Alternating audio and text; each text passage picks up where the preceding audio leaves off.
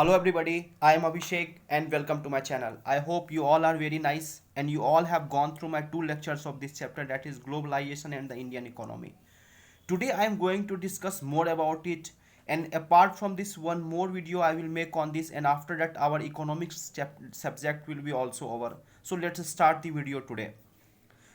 Till now आपने ये देखा कि किस तरह से एमएनसीज हमारे अलग अलग देशों में जाती है, उनका क्या पर्पस होता है, किस तरह से किस किस मेथड से वो अपने अपने कंपनीज को एस्टेब्लिश करती है। Apart from that we have also talked about foreign trade and foreign investment. काफ़ी कुछ हम लोगों ने सीखा, हम लोगों ने जाना।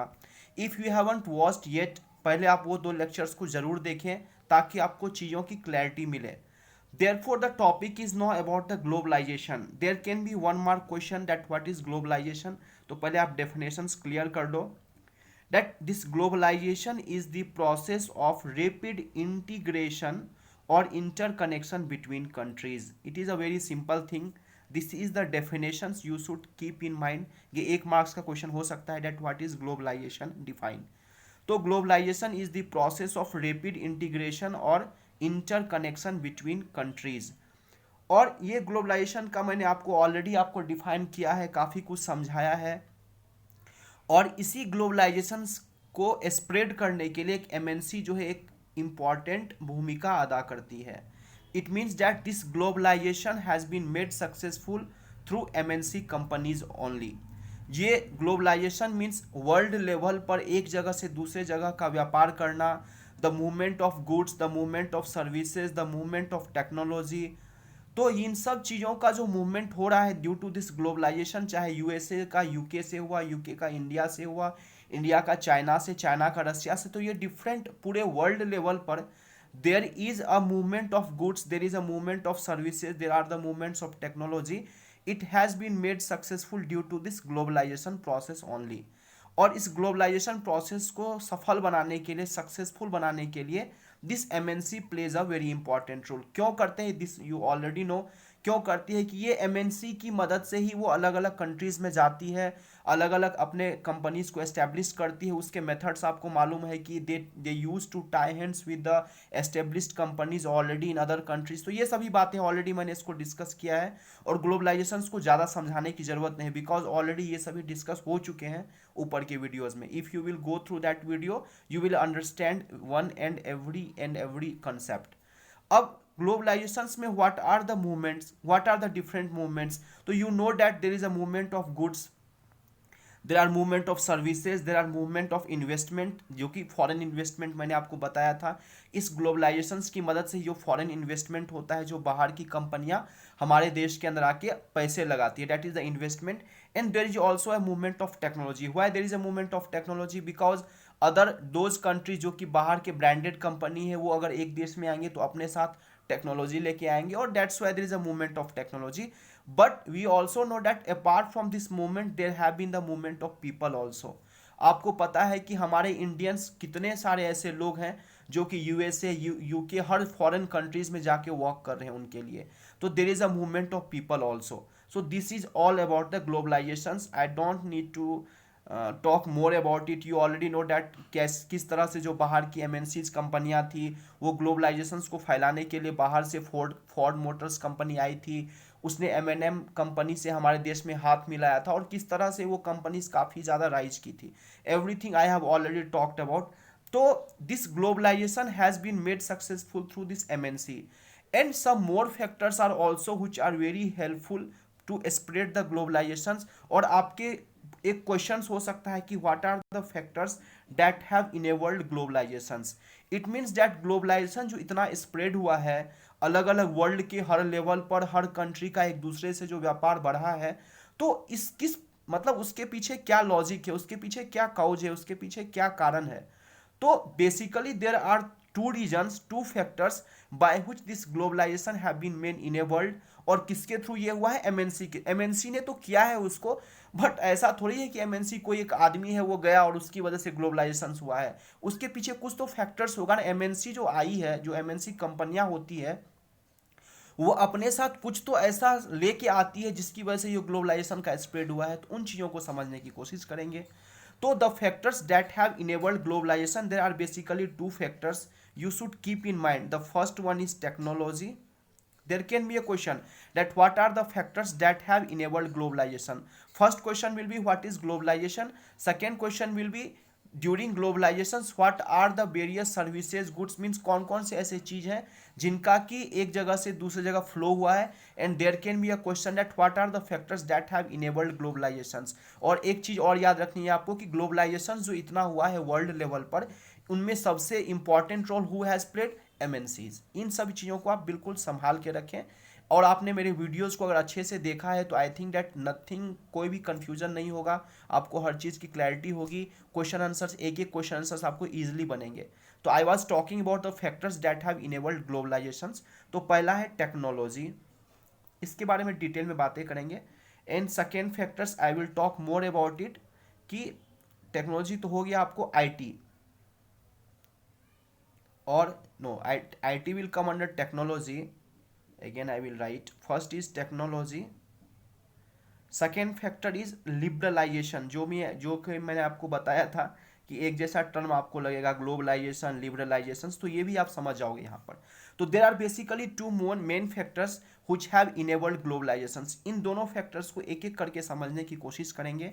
और it is a very important question for you कि what are the factors that have enabled globalisation. तो टेक्नोलॉजी को समझेंगे एंड देन आफ्टर लिबरलाइजेशन को समझने की कोशिश करेंगे.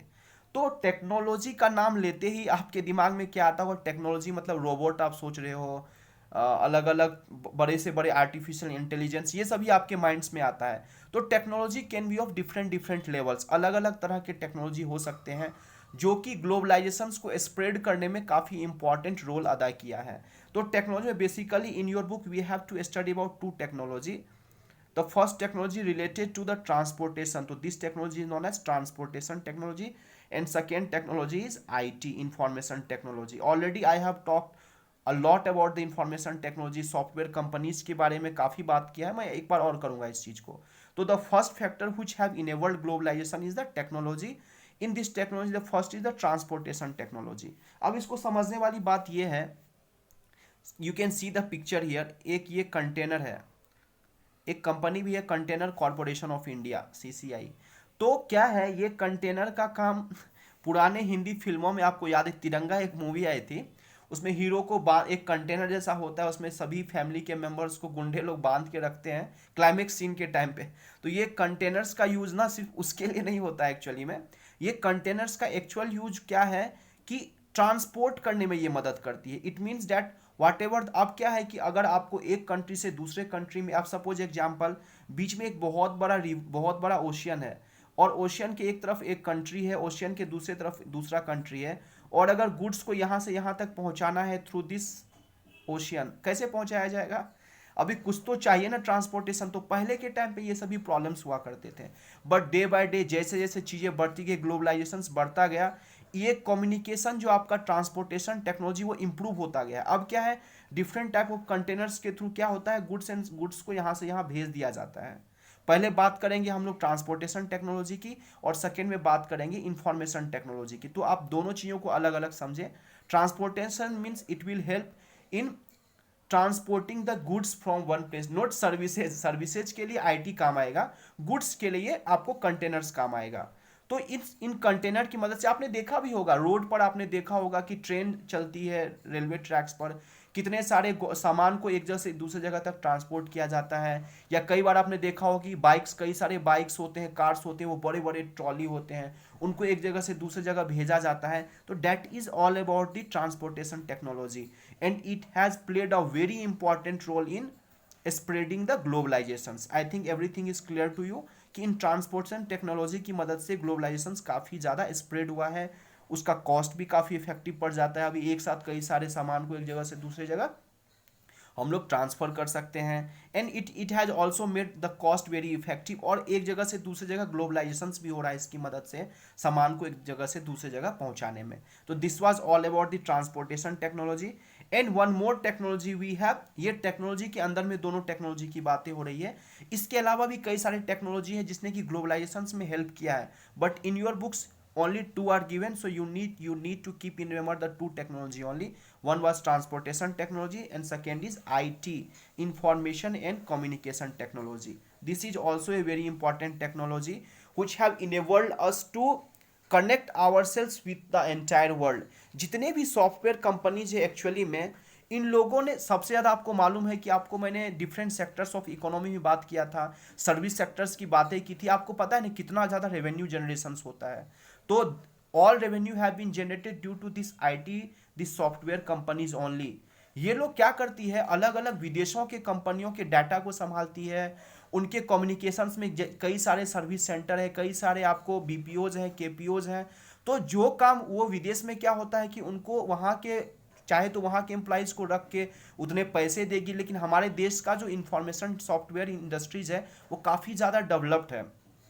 हम पैसे कम लेते हैं, काम ज़्यादा करते हैं। That's why our software companies have developed a lot, और हमारे कंपनीज को काफ़ी ज़्यादा प्रोजेक्ट्स भी मिलते हैं। आज के डेट में इन्फोसिस, टीसीएस, कॉग्निजेंट, इन सबको इतने ज़्यादा प्रोजेक्ट्स आते हैं विदेशों से कि हमारे यहाँ सबके सब वो सिर्फ डॉलर में कमाई हो रही है हमारे देशों की। तो this information and technology, communication technology have played a very important role. आपको पता है आज के टाइम पे इंटरनेट है, कम्युनिकेशन है, टेलीफोन है, इनकी मदद से नो दिस ग्लोबलाइजेशन, ईमेल है, आपको अलग अलग इलेक्ट्रॉनिक्स मेल है, वॉइस मेल है, इन सब ने इतना सॉल्व, इतना इजी कर दिया है चीज़ों को, that globalisation have spread a very lot due to this information and technology. There is a case study, आपको एक एग्जाम्पल है इस आईटी के यूज से कैसे ग्लोबलाइजेशन स्प्रेड हुआ है। तो इसलिए मैंने आपको बताया था, बॉक्स के अंदर जो चीज़ें होती है ना, डोंट इग्नोर इट। आप उसको पढ़ोगे तो आपको मालूम चलेगा कि इसके अंदर काफ़ी जीवन के रहस्य भरी बातें हैं। तो नाउ यू हैव अंडरस्टूड कि किस तरह से आपको ट्रांसपोर्टेशन टेक्नोलॉजी की मदद से, किस तरह से इंफॉर्मेशन टेक्नोलॉजी की मदद से ग्लोबलाइजेशन स्प्रेड हुआ है। ग्लोबलाइजेशन मीन्स पूरे वर्ल्ड लेवल पर ये इंफॉर्मेशन टेक्नोलॉजी या ट्रांसपोर्टेशन की मदद से एक दूसरे के क्लोज कर दिया है इस वर्ल्ड को। अब दूरी लगती ही नहीं है, आप तो फ्लाइट से इंडिया से अमेरिका, अमेरिका से जापान, जापान से रसिया, इतना ज़्यादा अब ईजी हो चुका है हर कुछ कि ग्लोबलाइजेशन तो स्प्रेड होने में ये बहुत ही बड़ा रोल प्ले कर रहा है। तो समझने की कोशिश करेंगे। एक न्यूज़ मैगजीन एक सिंपल एग्जांपल है कि किस तरह से ये इंफॉर्मेशन टेक्नोलॉजी हैज़ डेवलप्ड, किस तरह से इन्होंने has enabled the globalisation purpose. अब एक बात समझो कि एक ब्रिटिश के अंदर में, एक चाहे लंदन में एक मैगजीन छपना है, वहाँ पर लोगों को पढ़ना है।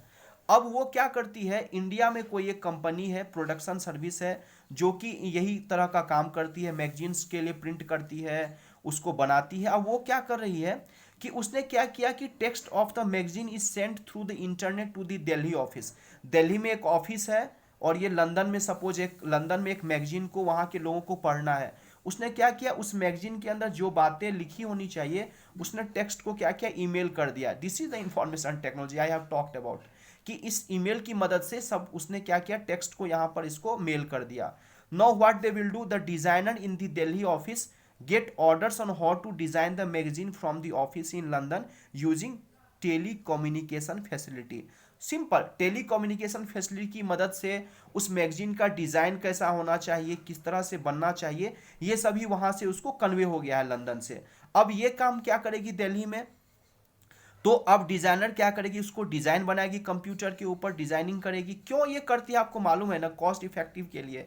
उसको वहां पर ज्यादा पैसे देकर जो काम होगा वहां पर इजीली यहाँ पर काम हो रहा है। That's why they use to do like that. अब क्या करेगी, जो भी यहाँ पर डिजाइनर है वो उसको डिजाइन बनेगी, उसको प्रिंट कराएगी। अब प्रिंट कराने के बाद उसको अपने घर में तो जाके रखेंगे नहीं, बिकॉज उनको क्या समझ आएगा वहाँ का क्या है मैगजीन वगैरह, न इंडिया के लोग पढ़ने वाले हैं। तो और उसने पैसे भी वहां से उनसे लेने हैं लंदन वालों से। तो what they will do, no अब क्या करना है, this magazine have to send from here to London, see here. अब यहां से मैगजीन को छप के यहां तक जाना है। Who will do this work, again आपको पता है कि थ्रू फ्लाइट। आपको मैंने बताया ना कि एयर की मदद से ये सभी मैगजीन्स यहाँ से लंदन जाएगा और लंदन में बैठे हुए लोग सबके सब मैगजीन को पढ़ पाएंगे इजीली। और बदले में इसको पेमेंट होना है दिल्ली वालों को फ्री में। तो कोई यहाँ पे लंगर तो बटा हुआ है नहीं कि जो यहाँ पर आप मुझे मैगजीन दे दो मैं आपको छाप के भेज दूंगा फ्लाइट से। तो लंगर तो बटा नहीं, यहाँ पे इनको पैसे चाहिए। आप पैसे लेने के लिए ये वहाँ गए तो पता चला जितने पैसे नहीं मिलेंगे उतने जाने आने में खर्च हो जाएगा। तो उसके लिए भी आपके पास सॉल्यूशन है। आपको पता है नेट बैंकिंग है आजकल, जो भी है इलेक्ट्रॉनिक्स ई बैंकिंग के थ्रू सबके सब इनके मैनेजर के पास पैसे आ गए हैं और जो भी वर्कर्स वहाँ है उसने भी उसके अकाउंट में ट्रांसफ़र कर दिया। तो ये फास्ट ज़माना है काफ़ी ज़्यादा।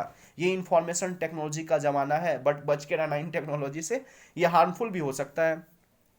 I will talk more about कि किस तरह से ग्लोबलाइजेशन के ये सभी पॉजिटिव इम्पैक्ट है, कि किस तरह से आप देख रहे हो कि वर्ल्ड लेवल पर एक दूसरे से जुड़ रहे हैं, किस तरह से टेक्नोलॉजी ने, आप चाहे वो तो ट्रांसपोर्टेशन टेक्नोलॉजी हो, चाहे तो इंफॉर्मेशन टेक्नोलॉजी हो, चाहे तो सॉफ्टवेयर कंपनीज हो, these all have helped a lot to spread the globalizations. I think that it is very clear to you. And now we are going to talk about the second factors. The first factor was the technology. In that technology we have talked about first transportation technology, and second technology was information and communication technology. I think that both is clear to you. आप उसको एक बार और video को अच्छे से देखोगे तो आपको चीज़ें क्लियर हो जाएगी।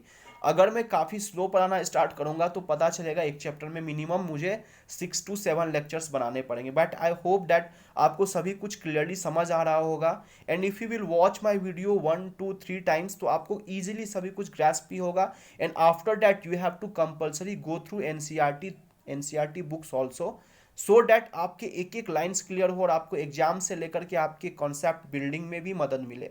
That why this is the concept builder channel. समझ आ रहा है आपको? Now the second is liberalisation. तो पहले लिबरलाइजेशंस को ध्यान से समझने की कोशिश करेंगे, बाद में मैं आपको बताऊंगा कि इस लिबरलाइजेशंस की मदद से how globalisation have been spread, because I have told you that the factors that have led to globalizations, in that factors liberalization is also a factor. तो टू टर्म है, वन इज लिबरलाइजेशन, तो इसको समझने की कोशिश करेंगे। Don't mix with it in globalisation से इनको मिक्स मत करो। ग्लोबलाइजेशन का मतलब ग्लोबल लेवल पर व्यापार, लिबरलाइजेशन का मतलब लिबरल, लिबरल का मतलब क्या होता है? लिबरल का मतलब विनम्रता, humbleness. It means that humbleness की मदद से हम लोगों ने ग्लोबलाइजेशन को फैलाया है। हम्बलनेस अब किस चीज़ में होगा? अब हम किसी के सामने झुक तो नहीं जाएंगे ना।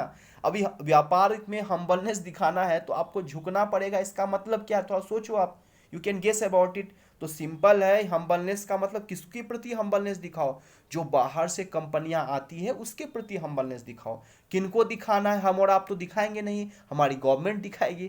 क्योंकि जो बाहर से एमएनसीज कंपनी हमारे यहाँ आएगी, हमारे लैंड में आएगी, सपोज ये हमारा जोग्राफिकल लोकेशन है, कोई कंपनी यूएसए से हमारे इंडिया में प्रवेश कर रही है, तो इसके ऊपर कंट्रोल किसका है? इंडियन गवर्नमेंट का। तो लिबरलाइजेशंस का मतलब है कि बेचारे जो कंपनी बाहर से आ रहे हैं, and they have to establish their company in our country to spread the globalisations. I am linking now with the ग्लोबलाइजेशंस।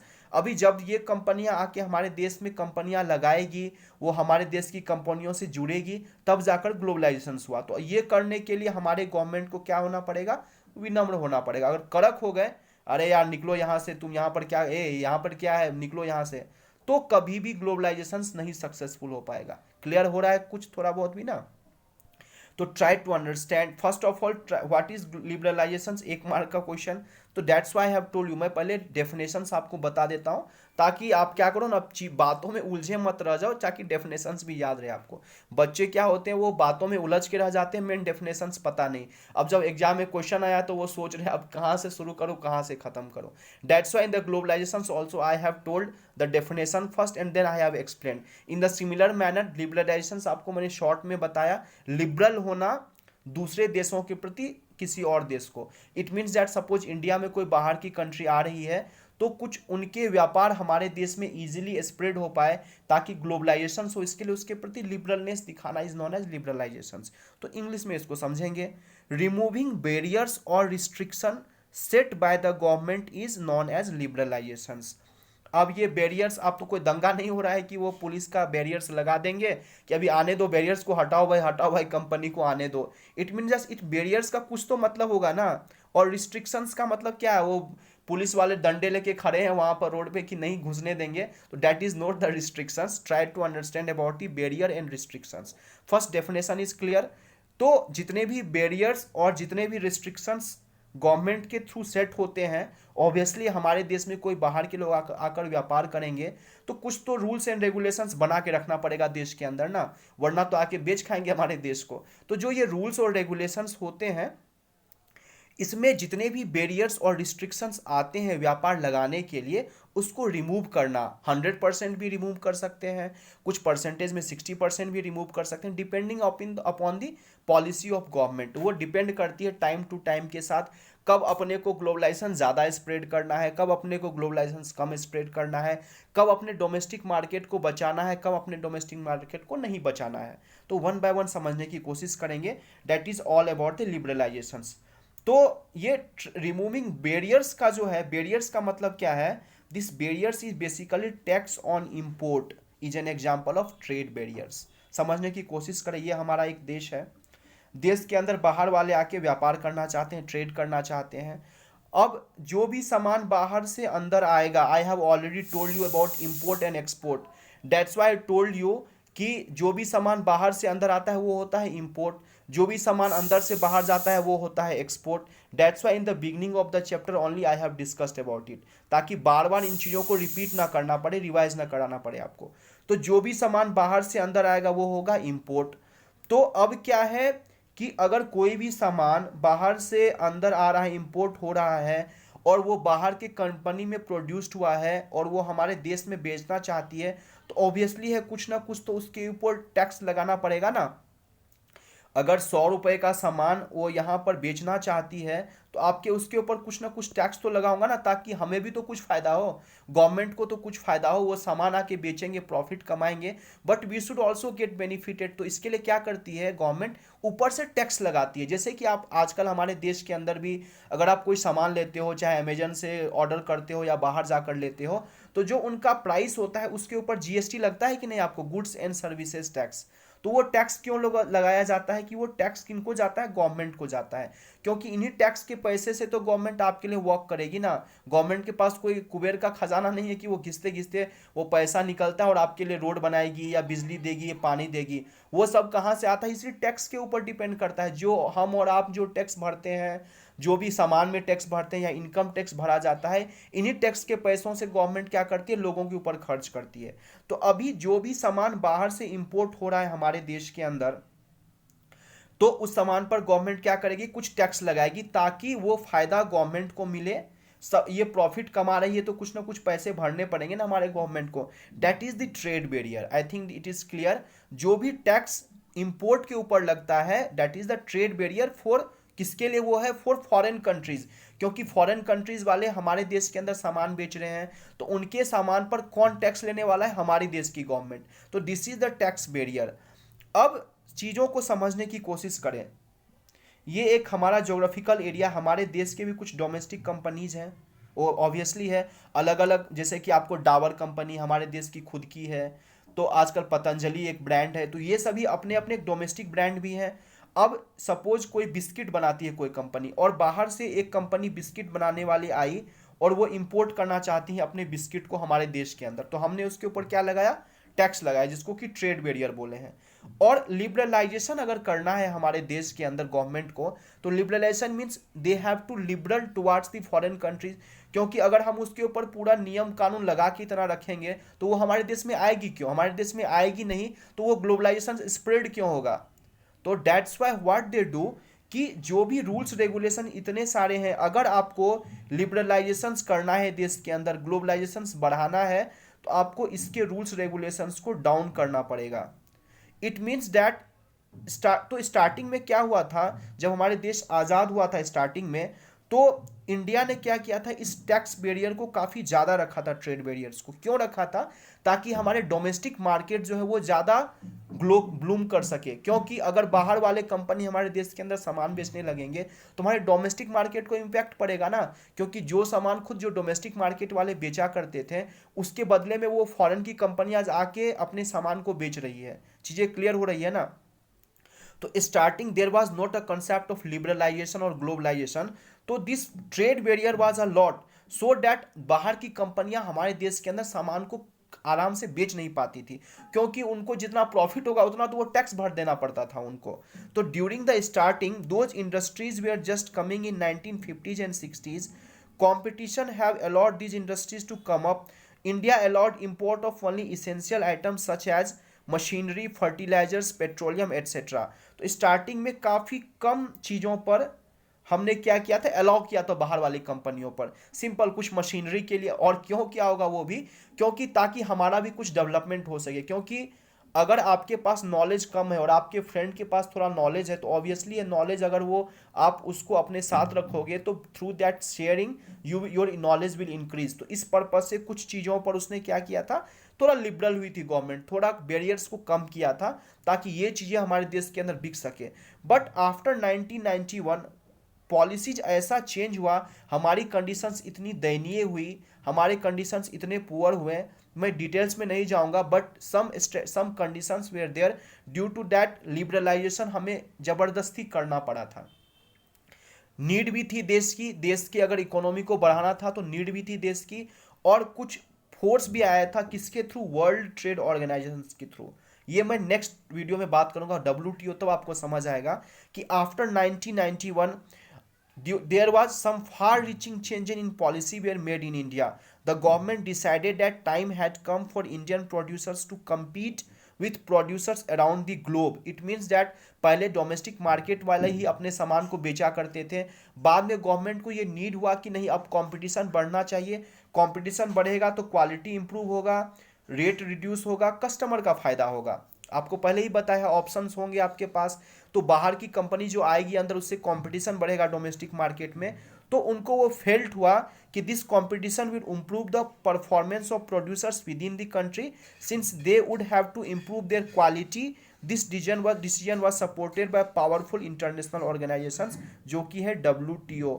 और इसके अलावा भी हमने कुछ पैसे वहाँ रखे थे, उनसे कर्ज लिए थे, तो उसके बदले में उन्होंने क्या बोला कि हम पैसे तो देंगे फॉरेन ट्रेड, लेकिन आपको बैरियर्स जो भी है आपको उसको रिमूव करना पड़ेगा।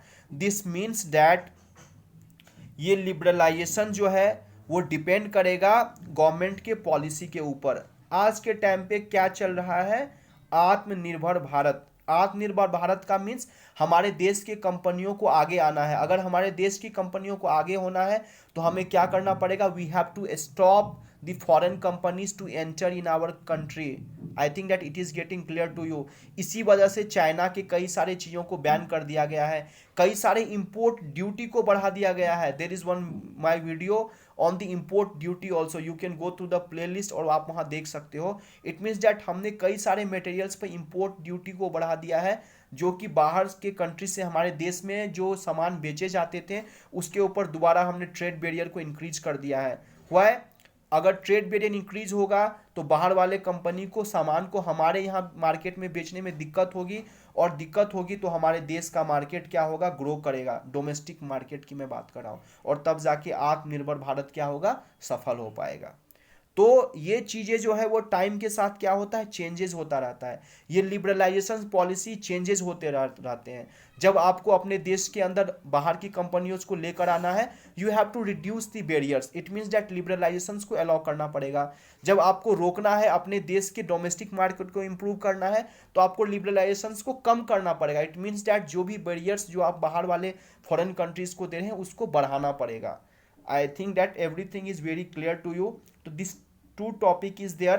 It means that two factors are there which will lead to the globalizations. One was technology. In that technology we have talked about transportation technology, and second technology was information and communication technology, and second factors was liberalizations. I think that liberalizations का एक एक concept clear हो गया है. You need to keep in mind the definitions, whatever the concept. तो that's all for today. One more video I will make on this chapter, और आपका ये chapter खत्म हो जाएगा फिर। Thanks for listening. Take care of your health and goodbye.